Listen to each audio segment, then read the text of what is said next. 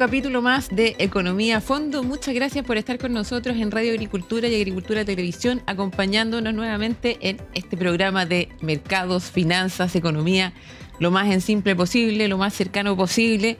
Estamos aquí en Economía a Fondo y hoy día tenemos un invitado que es Marcelo Iriart, gerente de ahorro y vivienda de Banco Estado. Bienvenido, Marcelo, muchas gracias por estar con nosotros. Muchas gracias, buenas tardes a todos. Feliz de que estés con nosotros, porque vamos a hablar de un crédito hipotecario que tiene el Banco Estado, que va a lanzar esto es como una exclusiva que tenemos y lo estamos tratando de difundir porque es importante que toda la gente sepa que hay oportunidades aún cuando la economía y los mercados han estado un poco complicados, ¿no es cierto? El último año, bueno, ya varios años también para atrás, y la gente está un poco temerosa, no puede acceder a crédito, no puede acceder a una vivienda propia o le ha costado más. Entonces hoy día hay una solución y por eso estamos con Marcelo, queremos comentar un poco de qué se trata, porque puede que sea de beneficio para todos los que nos están escuchando, nos están viendo. Así que Marcelo, cuéntame. Bueno, ¿de qué se trata este crédito hipotecario de Banco Estado? Tal como tú mencionas, está complicado en los últimos meses el acceso a la vivienda para las familias. Hay varios factores que han influido en ello, pero una de las que influye mucho, obviamente, es la tasa de interés que afecta directamente el monto del dividendo que va a pagar la familia. Sí. Y dado eso, y mirando cómo estaba el mercado, que en general las tasas están muy altas, el banco lanzó hace unos 8 días atrás en la Expo Vivienda una nueva campaña hipotecaria.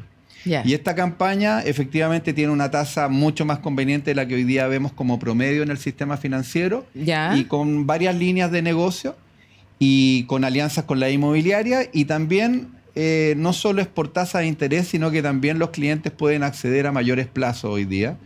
Si nos recordamos, en algún minuto estaba un poco restringido el acceso a 20 años, 25 años. Ha estado bastante restringido, sí, pues. Sí, entonces sí. Entiendo que ustedes tienen muchísimas más novedades y han extendido los plazos. Efectivamente, hoy día nosotros tenemos la posibilidad de entregar crédito hasta 30 años. De hecho, en general los clientes, un gran porcentaje de los clientes ya se está definiendo en esos plazos, sobre todo las personas más jóvenes. Y lo que hemos lanzado es que para clientes que piden créditos, por ejemplo, a 20 años, tenemos ya una tasa de un 4,7%. Ya. Que es una tasa perfecto, bastante conveniente, sí, y bastante menor al promedio que vemos hoy día en la banca. Sí. El sistema financiero, si uno ve en general los promedios que hay en los simuladores de la CMF o en las páginas web, está en el orden del 5,7, 5,8%. Claro. O sea, bastante alto. Nosotros estamos casi 100 puntos base más abajo, en un 4,7. Esa es la primera gran oferta. Súper conveniente. Súper conveniente. En el mercado en el que estamos. Así es. Ya. Junto a eso, tenemos la posibilidad de entregar crédito a 25 años, que es con una tasa de un 4,75. Un poquito más, un poquito más tampoco, por el plazo, y sí, a 30 años un 4,8. Ya. Tenemos que considerar que aquí lo que como Banco Estado estamos promocionando es todo un apoyo a las personas para que obtengan sus viviendas, y ya sean viviendas nuevas o usadas.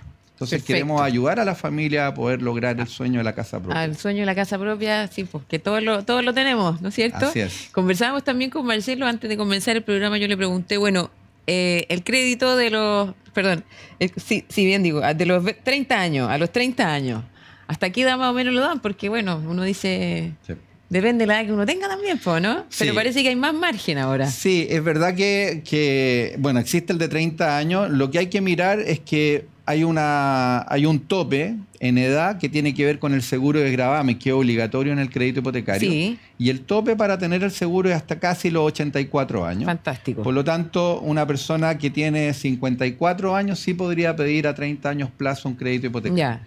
Lo que sí es bien importante considerar es que uno, cuando pide un crédito hipotecario y toma un seguro de gravamen, tiene que hacer una declaración de salud. Sí. Y esa declaración de salud, obviamente, que refleja cómo está uno, y si está con buena salud, no debiera haber problema. No. Pero cuando uno tiene una enfermedad, ya es probable que le pidan exámenes para verificar qué tan complicado pueda estar la enfermedad. Ya. Claro, pero eso igual es independiente de cualquier tipo de crédito. Le pasa a cualquiera. Pasa a cualquiera, pero lo interesante es que efectivamente uno puede acceder a un plazo más largo, con una edad también un poco grande, no vamos a Así decir es. más viejo ni mayor, más grande, que también es una preocupación que tienen muchas personas, pues, y eso también les conviene mucho. Así que atentos también con esos plazos. Yo sé que uno no se puede casar, digamos, con fechas ni con el tema del seguro, pero sí es importante que las personas efectivamente estén sanas y cumplan con los requisitos que corresponden.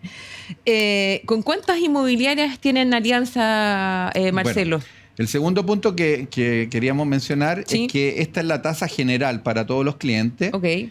Sin embargo, hemos logrado una alianza con inmobiliaria. Ya tenemos 11 inmobiliarias que hemos hecho alianza.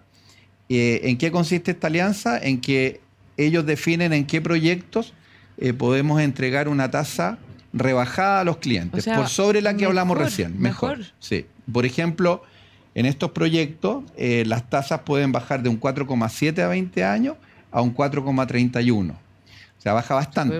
Súper bueno, a 20 años. Lo mismo pasa a 25 y 30, baja en proporción como 30 puntos base de la tasa que yo mencioné anteriormente. Claro. Esa es una muy buena alianza que permite que las inmobiliarias puedan sacar adelante sus proyectos y que las familias puedan comprar en buenas condiciones. O sea, es un doble beneficio, para las familias y también para las inmobiliarias para seguir impulsándolo, porque hemos visto también que ha habido una serie también de inmobiliarias, de empresas constructoras que han declarado la quiebra, digamos, por la falta de dinamismo que ha habido en el mercado inmobiliario. Son varias, son 11, bastante conocidas, más o menos. No sé si tú nos podrías responder esta pregunta, si no importa, pero más o menos, ¿cuál es el promedio del valor de estas viviendas? El promedio en general es entre 2.500 y 4.000 UF. Ya. En ese orden está. Ya. Lo que sí quería mencionar también es que hay que considerar dos temas muy importantes. Uno es que el financiamiento de estos créditos generalmente y de la banca es hasta el 80%. Pero el gobierno sacó, si ustedes recuerdan, hace unos meses atrás un fondo de garantía, el FOGAE, Sí. que permite financiar hasta el 90%.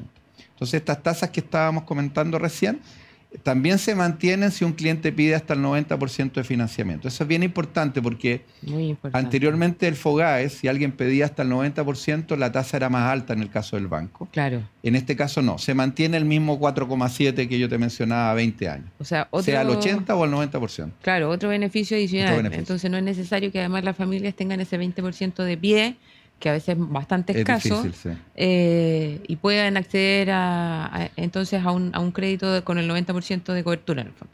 Y lo otro, 2 puntos más.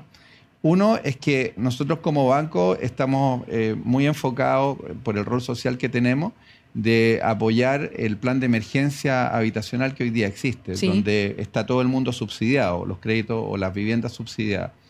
Y lo que hacemos también es que cuando una inmobiliaria o un cliente compra una vivienda con subsidio, todas las tasas que te mencioné, el 4,7 a 20 años, se rebaja si es crédito subsidiado a un 4,6. Ya. Entonces el crédito subsidiado además tiene una mejor tasa. Y lo último, que es bien importante, es que nosotros, y esto también es como una pequeña primicia, es que el Banco Estado logró un acuerdo con el Banco Europeo de un financiamiento especial para créditos hipotecarios que sean viviendas de proyectos con eficiencia energética. Ah, mira. Eso es bien importante, sí, porque es buen dato. ¿Y qué significa eso? Que si una inmobiliaria tiene un proyecto con certificación energética que esté en las letras A, B y C, que son las de mejor nivel, digamos, en términos de eficiencia energética, nosotros podemos financiar ese crédito hipotecario con una tasa rebajada más o menos como en 30 puntos menos. Por lo tanto, independientemente a si una inmobiliaria firma una alianza o no, o si es que la firma, además, si su vivienda tiene eficiencia energética, el cliente podría tener una tasa aún más baja, llegando incluso cerca del 4%. O sea, tasa... Ahora, eso es bien importante considerar que solo para viviendas nuevas, y viviendas cuyo valor sea hasta 4.000 UF. Ya, perfecto. Esos dos puntos son bien importantes. Ya, y este crédito, perdón, no recuerdo si lo mencionaste, pero este crédito hipotecario también está para viviendas nuevas y también para viviendas usadas. No, este ecovivienda que te menciono No el ecovivienda, en general el... No, claro. Sí, el otro, viviendas nuevas y usadas, y este particularmente... Nuevas. Nuevas, el ecovivienda. Ecovivienda es para viviendas nuevas. Ya, perfecto. Quería hacer la salvedad para que para que tuviéramos claridad a todos los que estamos acá Así escuchando. ¿Cuáles son las condiciones y los requisitos, Marcelo, para poder solicitar el crédito? ¿Cuál crédito? ¿El último o en general? En general. Bueno, en general, te diría, uno, acreditar el pie, el que corresponda. Si es 10 o el 20%, acreditarlo. Eso es bien importante, que la familia en el tiempo obviamente tienen que hacer un esfuerzo y ahorrar el dinero para poder tener ese 10 o 20%. Lo segundo es tener ingresos demostrables, ya sea a través de un empleo, de una actividad comercial. Nosotros financiamos muchos créditos a microempresarios y pequeños empresarios. Por lo tanto, tiene que tener su declaración de impuestos, pagar IVA, y con esa información el banco hace una evaluación. Y lo que es muy importante es que el valor del dividendo, en general, no debe superar entre el 25 y el 30% de la renta de la persona. De los ingresos. Sí. Perfecto. Y también tener buenos antecedentes financieros. Eso es bien importante, mantenerlo en el tiempo, no tener protestos, haber pagado bien sus deudas, tener un historial crediticio positivo. Positivo. Sí. Ya, eso es un poquito más complicado porque la situación del mercado no ha estado tan buena, las personas puede que se hayan atrasado con pagos, deuda, en fin. Pero ¿Se ponen al día? Pero a veces hay atrasos pequeños, claro, las personas se ponen al día y en general no hay problema. El tema es cuando es algo muy permanente en el tiempo. Ya, pero en el fondo, pero el banco se da cuenta de esa situación, en el fondo. Ayuda también a las personas para que mejoren su Y las familias, cuando quieren pedir un crédito hipotecario, dado que es un proyecto que uno inicia con bastante anticipación, generalmente se preocupan de mantener bien sus condiciones financieras. Fíjate que este año nosotros vamos a batir 2 récords. Vamos a financiar casi 27.000 viviendas. O sea, hay 27.000 familias que calificaron y pudieron comprar su vivienda. Claro. Y también en la cantidad de colocaciones que estamos colocando este año, también es inédito en el banco, en la historia, de la cantidad de colocaciones que hemos puesto en crédito hipotecario. Me parece fantástico, Marcelo. Estaba el banco con una política contracíclica, ¿sí? Cuéntame un poquito de qué se trata esta política. Esta política contracíclica es que el Banco Estado, obviamente en periodos más complejos de la economía, siempre va a apoyar a sus clientes. Y esto en todos los segmentos. Estamos hablando a las personas en créditos de consumo, pero particularmente en crédito hipotecario. Ese es el gran rol contracíclico estos 2 últimos años. El banco ha lanzado ya casi 4 campañas hipotecarias en este periodo, justamente para ayudar a la familia a poder comprar su casa. Algo que es contracíclico, porque en general hemos visto bastante restricción. Exacto. Y lo mismo ha ocurrido en otros segmentos, como el segmento de micro, pequeñas, medianas y grandes empresas, y también a la inmobiliaria y la construcción.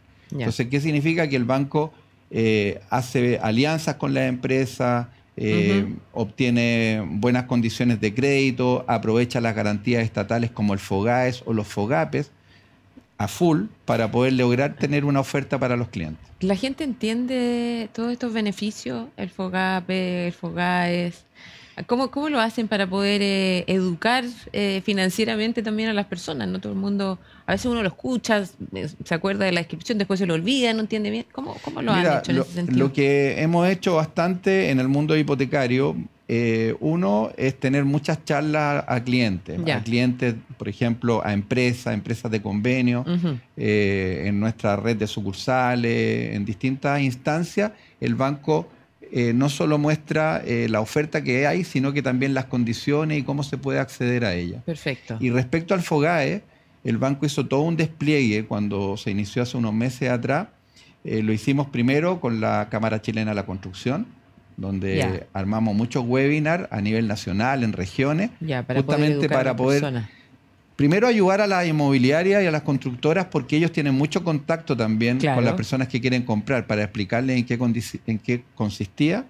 También lo hicimos con nuestras propias fuerzas de venta, y en nuestras páginas web está la información. Si uno entra a la página web donde está todo el mundo hipotecario, ahí hay cada una de las instancias.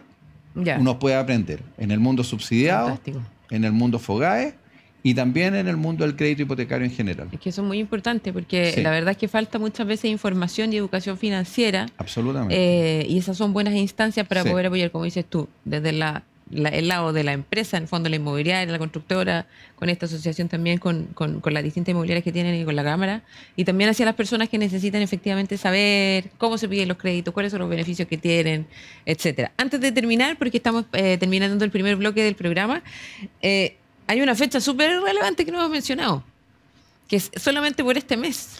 Sí, es una campaña. A ver, recordemos que las tasas han estado muy fluctuantes, sí, y eso ha significado de que si se produce una ventana para poder entregar una tasa atractiva, nosotros la estamos aprovechando. Esa ventana se produjo ahora en diciembre y por eso es que tiene un tope la fecha de la campaña hasta el 30 de diciembre. Por lo tanto, lo que invitamos es a las personas a acercarse a una sucursal del banco, solicitar una aprobación de su crédito hipotecario.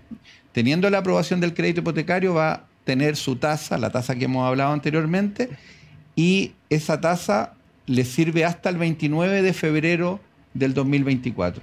Perfecto. Hasta esa fecha puede escriturar o firmar la escritura de su vivienda a esa familia. Ya. Si es una vivienda nueva, con entrega inmediata, vamos a alcanzar sin mayor problema. Ahora, si es una vivienda nueva que va a tener entrega en febrero o marzo, claramente vamos a tener que esperar a las tasas que vamos a tener en ese periodo. Ya. Pero esperamos, dadas las condiciones que vemos de mercado, de que vemos que las tasas en Estados Unidos han disminuido, los bonos a 10 años, el BCU en Chile también ha disminuido bastante en diciembre, podríamos esperar que también quizás en enero podamos mantener algún tipo de tasa similar a la que hoy día estamos viendo. Ah, fantástico. O sea, tenemos estas últimas semanas de diciembre, posiblemente se pueda extender, ojalá que sí. Ojalá que sí. Y bueno, entonces las personas ya saben, están todos, si tienen alguna duda, invitados a hablar con el Banco de Estado, ¿no es cierto? Y a la página web del banco también lo pueden hacer. Exactamente. Bueno, vamos a los comerciales y después seguimos con más economía a fondo. ¿Sabías que la clave para una sonrisa saludable está en una buena higiene oral? En Curaprox lo sabemos y por esto te ofrecemos productos suizos premium para toda la familia. Disponibles en curaprox.cl. Volvió imbatibles a supersoo.cl. 25% de descuento en alimentos seco Proplan. 3x2 en juguetes para perro y gato. Combínalos como quieras. Marcas exclusivas Supersoo. ¡Supersoo! Agricultura TV.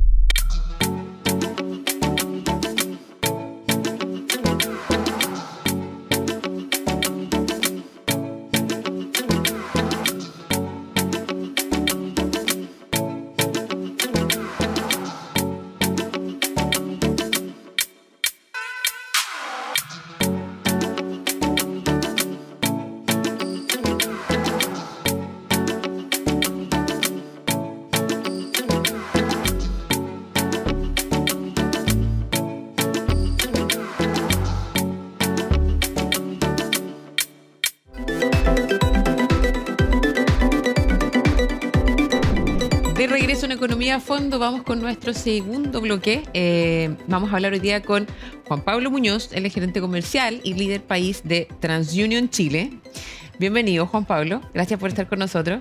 Gracias a ti, Constanza, por invitarme. De todas maneras, pues, lo que estamos aquí con Juan Pablo, porque vamos a hablar sobre un estudio, un estudio sobre el pulso de los consumidores, sobre todo ahora a fin de año, ha sido, lo dijimos en el bloque anterior, pero lo vuelvo a repetir, años de mercado complejo, de una economía compleja, estamos a fin de año además, ya tuvimos el 18, ahora se vienen las fiestas de Navidad, de Año Nuevo, vacaciones, después marzo se nos viene de nuevo, en fin.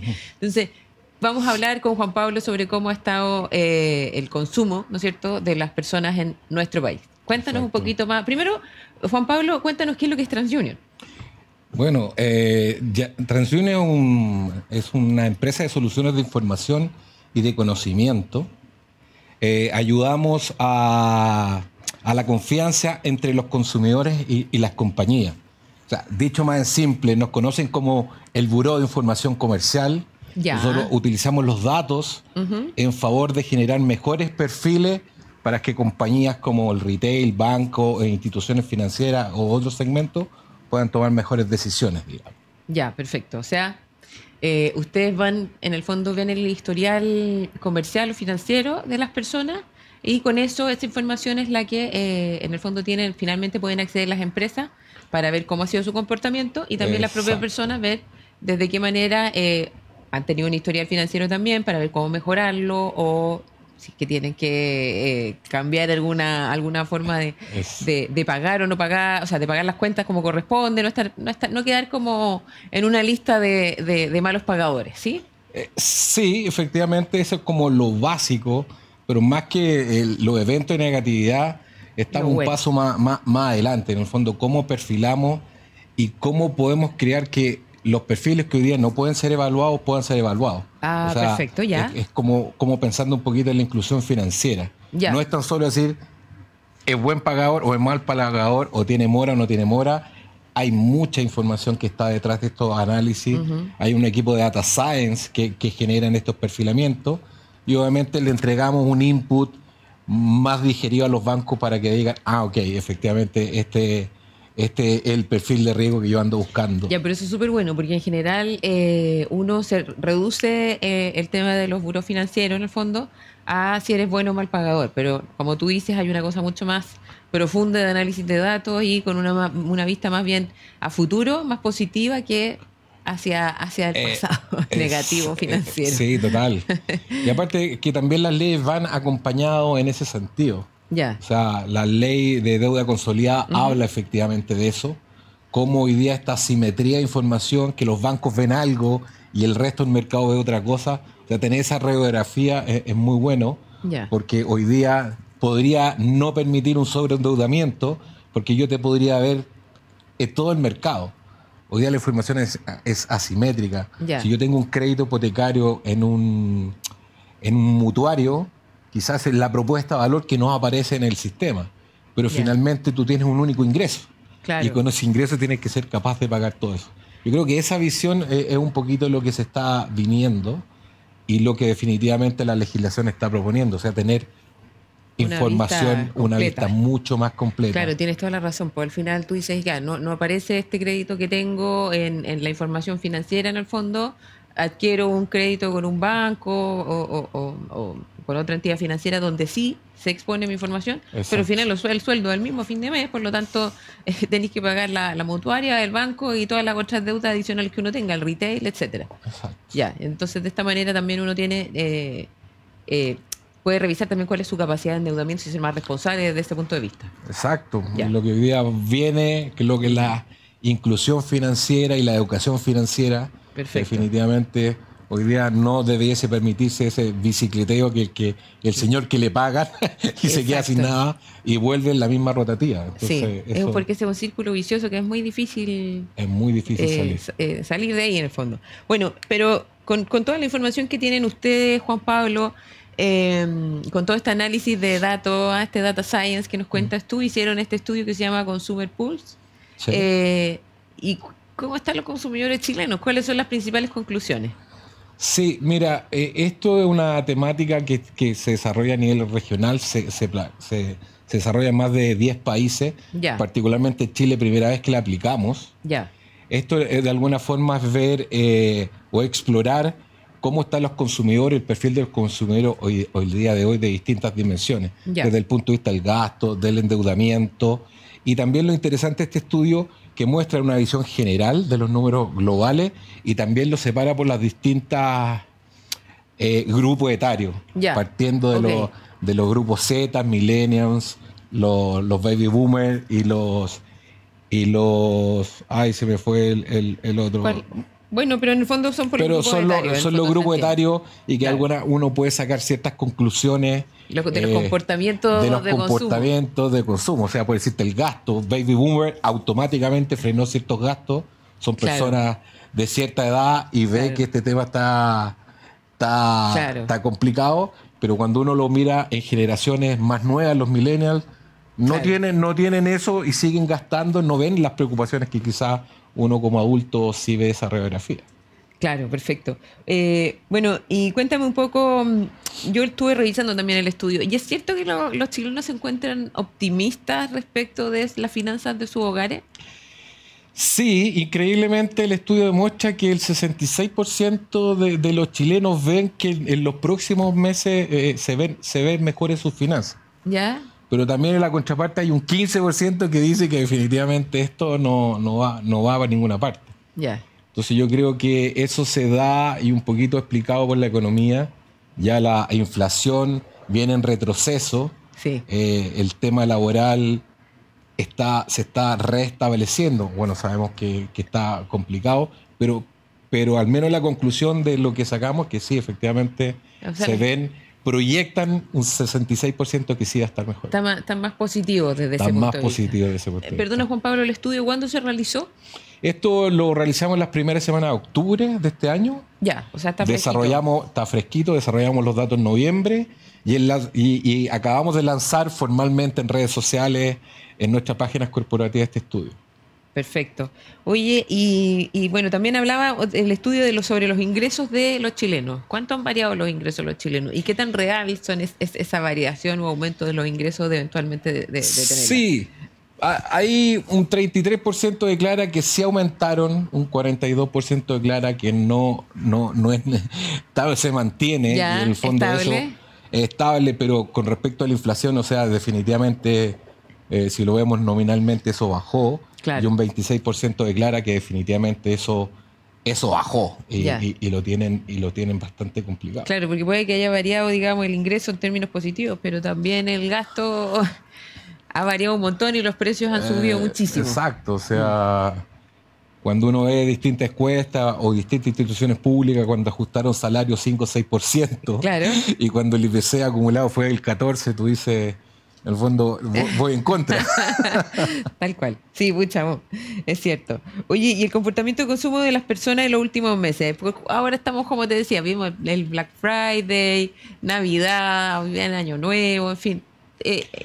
¿Cómo se ha mantenido el comportamiento de los consumidores? Sí, o sea, tanto el estudio como lo que uno ve en el mercado, eso está paralizado. O sea, ¿Sí? La gente yo creo que dejó de consumir los grandes números ve que definitivamente, o sea, un noviembre o diciembre, en nuestro negocio, las transacciones por evaluaciones de crédito eran muy altas. Ya. Hoy día yo creo que está un poquito calmado, Ya. porque también la gente no quiere endeudarse. Hay un efecto de tasa de interés, que quizás cuando uno hablaba de una tasa de interés un 1%, hoy día Claro. cercano al 2%, o sea, no, con la misma decisión de compra casi duplicas el gasto. Entonces, O sea, se ha mantenido estable o ha disminuido de frentón. ha disminuido frentón. Ya. Yo creo Ya. que... Se ha contraído, esa es la palabra que estaba. Sí, estaba se ha buscando. contraído. O sea, Ya. de hecho, si vemos, la semana pasada salieron los indicadores del retail, digamos, que es como un pulso, Sí. que ocupa mucha tarjeta de crédito. Sí. El sistema en general aparece con números negativos, digamos, y eso definitivamente genera que al no generar nuevos créditos, al no generar nuevas compras, los indicadores se ven distintos. Juan Pablo, ¿y los niveles de endeudamiento de los chilenos, cómo están? ¿En qué niveles estamos? Y si lo podemos ver también por distintas generaciones. Como decías tú, el estudio tiene la gracia de además abrirse, ¿no es cierto?, Sí. por comportamiento de consumo de las personas por generación. Ahí el endeudamiento está alto, digamos, porque si uno ve el endeudamiento y lo puedes asociar a las morosidades, hoy día volvemos a tener en el sistema 4,5 millones de personas que tienen morosidades. 4,5 millones de personas en Chile tienen morosidad. Que tienen morosidades. Entonces, definitivamente, uno puede decir que un 35-36% logra pagar sus deudas, sus Ya. compromisos, o han logrado pagar sus compromisos, pero definitivamente hay un 20-25% de personas que están utilizando sus líneas de crédito o sus tarjetas de crédito, Ya. o sea, para poder pagar se están volviendo a endeudar. Claro, exactamente. Entonces, la radiografía es que efectivamente el endeudamiento va subiendo y eso está acompañado por la tasa de morosidad, que cuando lo comparamos en pandemia, cuando todo el gobierno daba estos incentivos, Sí. y eso no está, y claramente eso va hacia arriba.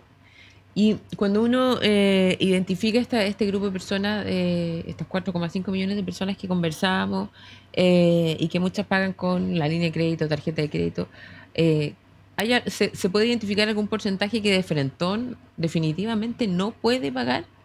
¿No alcanza a pagar sus deudas? Sí, definitivamente uno puede hacer esa... sí se puede determinar que sí es, Ya. pero por otro lado no tenemos el ingreso como para poder determinar en 100% Ya. ese tema. Ya. Pero sí, o sea, la ley del 2012, que fue un perdonazo, donde las morosidades quedaron en cero, Sí. eso se recuperó rápidamente a los 3-4 años, sí. y hoy día estamos en pique histórico nuevamente. Nuevamente, en pique histórico. Bueno, es un tema complejo, sobre todo en esta fecha y sigue los gastos además. Juan Pablo, perdona, y respecto de la ciberseguridad, ¿son temas que también conversaron con los encuestados? Sí.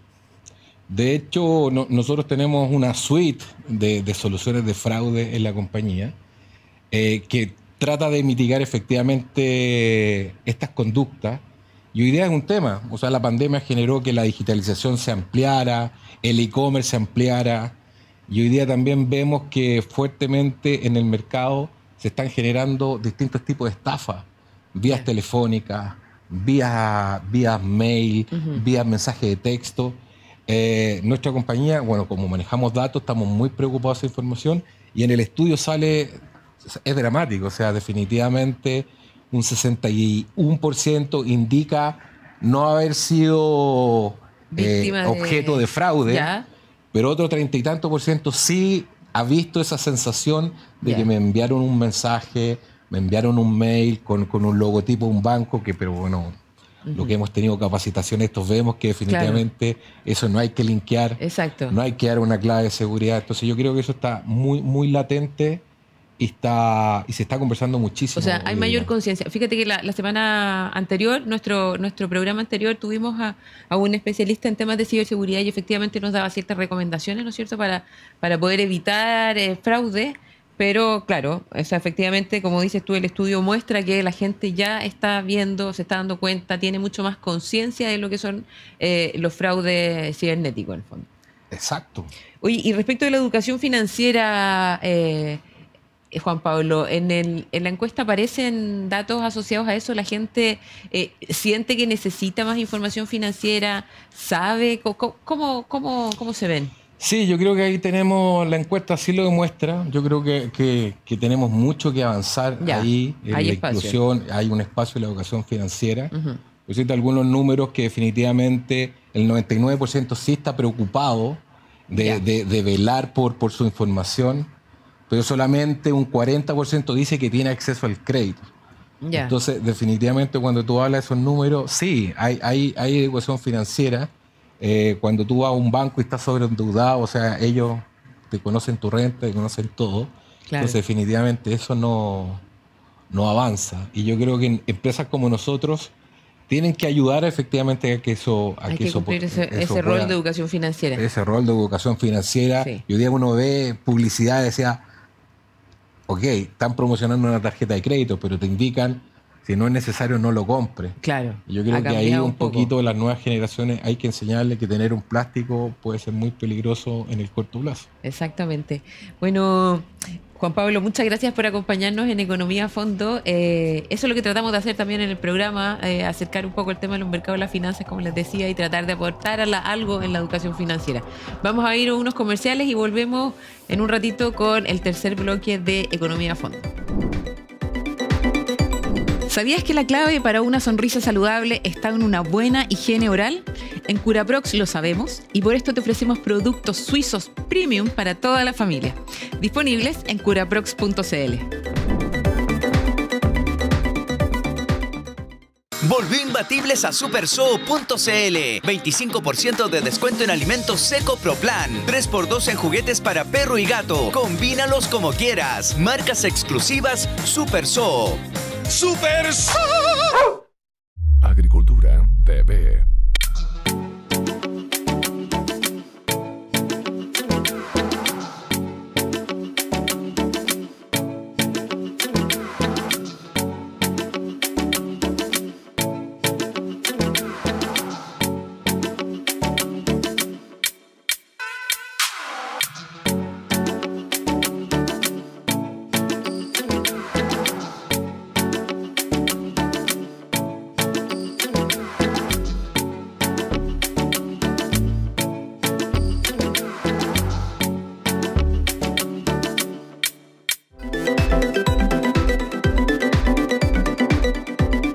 tercer bloque de Economía a Fondo.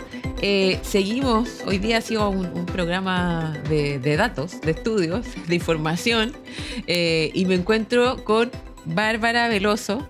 Ella es socia de consultoría de personas en Ernst & Young, o EY, como se llama, como se dice ahora. EY ahora. EY. ¿Ah? Acortamos el nombre, me parece fantástico porque así queda más cortito y más fácil. ¿Cómo estás, Bárbara? Bienvenida a Economía a Fondo. Hola, muchas gracias, Constanza. Muy bien.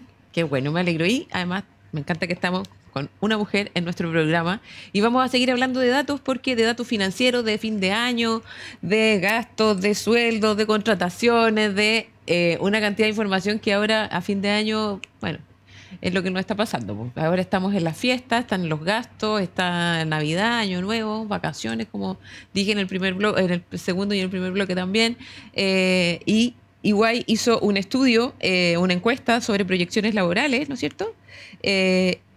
Y varios temas, en realidad, incluye esta encuesta, que es bien interesante. Partamos por el tema de fin de año.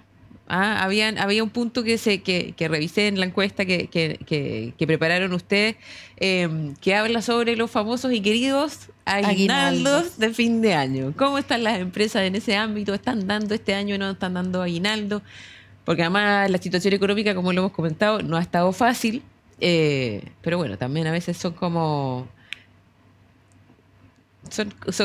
donaciones, muchas veces son parte de las adquisiciones que tienen los empleados, ¿cómo se puede decir mejor? No necesariamente están establecidas, sí están establecidas. Cuéntame un poquito más. Sí, sabe. para este año hay buenas noticias, diría yo, en términos de promedios. Aquí es importante también considerar que los datos que tenemos finalmente agrupan los datos de las 79 empresas que contestaron nuestra encuesta, y vemos que los separamos por industria, porque la verdad es que bueno, los distintos sectores tienen realidades diferentes. Entonces la minería, como uno podría predecir, está más bien por sobre el promedio habitual, pero los rangos en cifras promedio de nuevo están entre 123.000 y 522.000, minería siendo el que se mueve en el rango más alto. Oye, pero sí, eso es lo que estamos viendo. Aguinaldo entre 123.000 y 522.000. Ahora, aquí hay datos evidentemente más bajos. Esto es lo que nos lleva a los promedios, como para también aquí que nadie se vaya a gastar plata que no va a llegar. Por favor, sí, porque estamos hablando de eso, estamos recién hablando del endeudamiento, así que por favor, con prudencia, digamos, el aguinaldo. Oye, pero y para partir como más de la ignorancia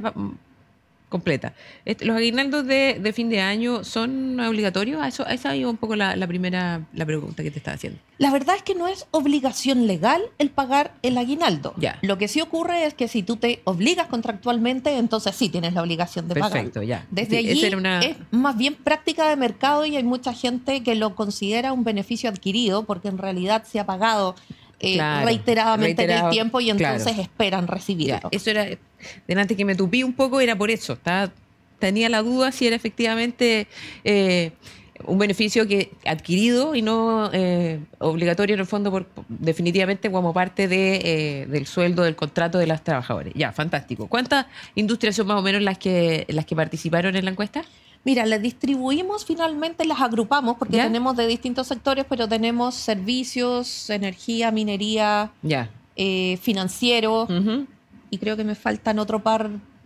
Hay farmacéuticas, hay un poquito de todo. De todo, perfecto. Y un 85% de ellas va a dar entonces aguinaldo. 85% de ellas va a dar aguinaldo. Ya, perfecto. Montos variados, pero en promedio los datos que hablábamos. Entre 123.000 y 522.000, para que no se lo gasten la plata antes de que llegue. Ya. Aumento de sueldos. ¿Cómo estuvo el aumento de sueldos durante el 2023 según estas industrias que participaron en la encuesta? Según los que hacen un incremento real, entendiendo por incremento real lo que supera el IPC, anduvimos en el 3,4% más o menos. Ya. Entonces, primer dato que es importante también es que no todas las empresas, no hay obligación primero, no hay obligación legal para las empresas regidas por el Código del Trabajo, no hay obligación legal de hacer ajustes por IPC. Ya. Es práctica común en el mercado, pero no es una obligación. No es obligación. Sí. Y con el IPC tan alto que hemos tenido, hay empresas que tampoco lograron hacer ajustes que alcanzaran incluso el IPC. Entonces, poniendo eso de fondo, las que sí hicieron ajustes nos movimos en más o menos 3,4%. Perfecto. Y para el próximo año lo que se proyecta es un poquito más alto, un incremento de 3,9%, que son buenas noticias en cualquier caso. Claro, de todas maneras. Bárbara, y respecto a las contrataciones, veo que como parte del estudio señala que el 65% de las empresas esperaba mantener su dotación. Eso es en 2024. El 20% prevé un aumento y el 15% espera una reducción. ¿Cómo están estos datos respecto de años anteriores?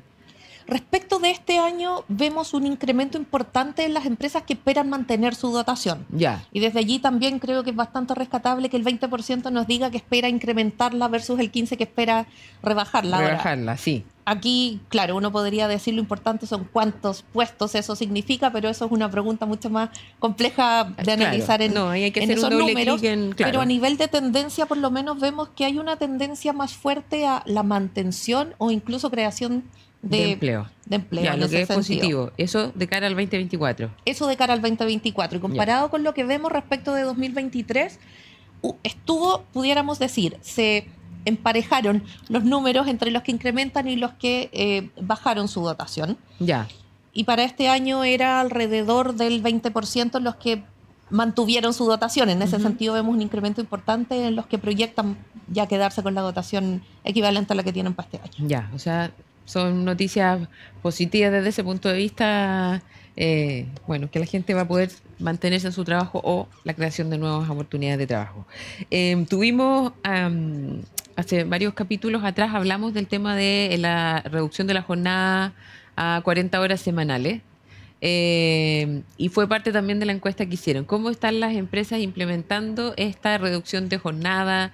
Ya algunas tenían estas políticas implementadas, están en desarrollo, porque además hay un tiempo para poder implementarlo, no es inmediato. Así es, la gradualidad tiene un rol bien importante. Esta norma nos da 5 años para llegar a las 40 horas, pero aún así vemos que hay un incremento de 14 puntos en las empresas que están reduciendo jornada para el próximo año a 40 horas directamente. Ya. Entonces igual te diría que vemos que el tránsito hacia las 40 horas está un poquito más rápido que lo que prevé la ley. En ese sentido vemos que vamos a estar entre 41 y 44 horas con hartas empresas y luego hay 14% de empresas que se mueven directamente a las 40 A las horas. 40 horas. Que es un dato yo creo que bastante interesante. Eso no quiere decir que entonces no haya algunas dificultades o dudas en el camino de cómo hacer una buena implementación de esta reducción de jornada. Ya. Uno espera y la norma apunta a que esto tenga un impacto positivo en el bienestar de las personas, en la calidad de vida, en mejorar los tiempos que pasamos en la casa versus en los que estamos trabajando. Y que no dejemos de ser productivos también, pues, porque... Y ese es el gran desafío. Claro, hay un desafío tremendo ahí. Y eso es uno de, efectivamente, los desafíos que nos señalan las empresas encuestadas que se están encontrando. No quiere decir eso que entonces estén con problemas de productividad, pero sí el cómo lo hacemos para que esto no traiga un impacto adverso es bien importante. Ya, perfecto. Y en eso quizás voy a mezclar al tiro otro de los puntos que revisamos. Fantástico, porque démosle. Sabemos que en el mercado a veces se confunde la conversación respecto de la jornada con la conversación acerca de la presencialidad, que es decir, ¿dónde realizo yo mis servicios? Entonces, la jornada habla simplemente de de cuántas horas máximas puedo yo trabajar a la semana. Y tenemos el famoso inciso segundo del artículo 22 que nos dice que entonces podría una persona trabajar sin jornada, no sujeta a jornada. Y eso no cambia. Y eso es independiente de si yo realizo mis labores presencialmente en las instalaciones de la empresa o no. Y a veces se nos confunden un poco y la gente cree que si no estoy presencial, entonces no tengo jornada. Y eso no es necesariamente así. Ya, perfecto. Entonces, después de haber dado ese disclaimer, lo que vemos en el estudio que hicimos es que respecto de la presencialidad, solo un 5% está con presencialidad para toda su dotación. Está trabajando 100% presencial. Ya. Y está Perdona, ¿cuál era el número? Solo 5%. Solo 5%. Sí. Mira, harto poco. Po. Evidentemente hay áreas, por ejemplo, en la industria, cuando estás en las partes extractivas o productivas, en la minería, por ejemplo, es evidente que hay gente que tiene que estar en faena, De que todas tiene maneras. que estar el retail, En la el gente retail tiene que estar exacto, evidentemente en la atendiendo, tienda. en el supermercado, lo mismo, etcétera. Sí, Entonces, este 5% es que tiene a toda su dotación, a toda su gente presencial. claro. En muchas industrias se da la mezcla de que hay gente que se necesita presencialmente en las instalaciones o en las faenas, mientras que hay otras personas, Que- típicamente claro. back office, ¿cierto? Que Sí. tiene espacio para quizás no estar 100% presencial. Un Y eso es sistema más híbrido. Así es. Y Ya. los sistemas híbridos están bien recibidos por los trabajadores y de hecho vemos que en algunos casos Ujú. nos respondieron empresas que han visto algunas renuncias por la exigencia de presencialidad Así y que es. es algo que se pregunta también a los candidatos, que los candidatos a los puestos de trabajo están también preguntando y bien interesados en tener sistemas híbridos, en que haya, y ahí depende un poco, 1, 2, 3, 4 días de trabajo Claro, presencial. presencial versus en la casa. Ah, ok, perfecto. Y ahí cómo se, porque tal vez no tengas la respuesta en este minuto, pero ¿cómo se hace para realmente revisar que se cumplan estas 40 horas, próximas 40 horas de jornada laboral cuando estás en un sistema híbrido? Porque uno al final no sabe, o sea, no marca tarjeta, por supuesto, porque está en la casa. ¿Y cómo lo hacen las empresas? ¿Han comentado algo sobre eso? ¿Cómo le hacen seguimiento para que efectivamente se cumpla la jornada y además, lo que conversábamos, haya productividad? Porque una cosa es que a las personas nos guste mucho trabajar desde la casa algunos días y otros días en la oficina, pero otra cosa es que eso también sea eficiente para los resultados de la compañía. Así es. No, ese es un desafío en realidad porque estamos acostumbrados al conocido reloj control, ¿cierto? En que Claro, marcamos claro. la hora de ingreso, marcamos la hora de salida Ujú. y por medios remotos hay fórmulas para también hacer seguimiento de esa jornada. Y por eso decía que muchas veces se confunde y como que se piensa que que no haya presencialidad implica que entonces no hay jornada, que no hay horarios establecidos Claro. y estrictos a los que pegarse. Recordemos también que las normas, la norma relativa al teletrabajo habla de desconexión de 12 horas. Entonces, es bien importante, esto Sí. es relevante porque finalmente tengo flexibilidad, pero esta flexibilidad cuando yo tengo jornada significa que tengo flexibilidad en el lugar, quizás no tanto en el horario en el que yo realizo mis labores. Perfecto. Se puede Eso es hacer importante ese que- chequeo. claro. Sí, y como dices tú, lo importante es que esté en la casa o esté en la oficina, yo realice el trabajo que necesito realizar. Claro. Y que desde allí, incluso si somos eficientes, Ujú. a lo mejor podemos encontrar espacios en que las jornadas pueden reducirse Más fácilmente, eventualmente. claro, Entonces, claro, efectivamente. partamos por las 40. Partamos aquí con las 40. tampoco. Tenemos 4 años, entonces, para poder implementarlo. Muchas empresas están adelantándose a estos 4 años y hay un trabajo más híbrido implementado también en todas las industrias, obviamente las que se pueden, no las que tienen mucha presencialidad. Bueno, son cifras interesantes. Vamos a ir viendo el próximo año cómo varían y si efectivamente también la productividad se mantiene con este sistema híbrido, con las 40 horas. Pero en general, bueno, lo bueno es que se está implementando y no ha sido tan complejo entonces para las empresas poder incorporar las 40 horas de jornada laboral digamos, en sus labores. Afortunadamente han podido algunas moverse con mayor rapidez que lo que nos requiere la ley y en ese sentido en EY nosotros vemos que hay interés genuino por adelantarse.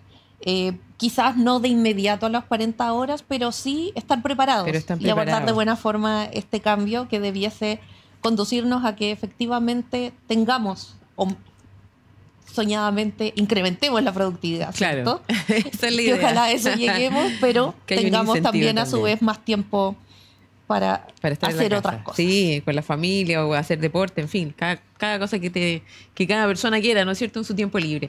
Bueno, estamos llegando al final del programa. Muchas gracias, Bárbara, por acompañarnos. Gracias a EY por estar aquí con nosotros.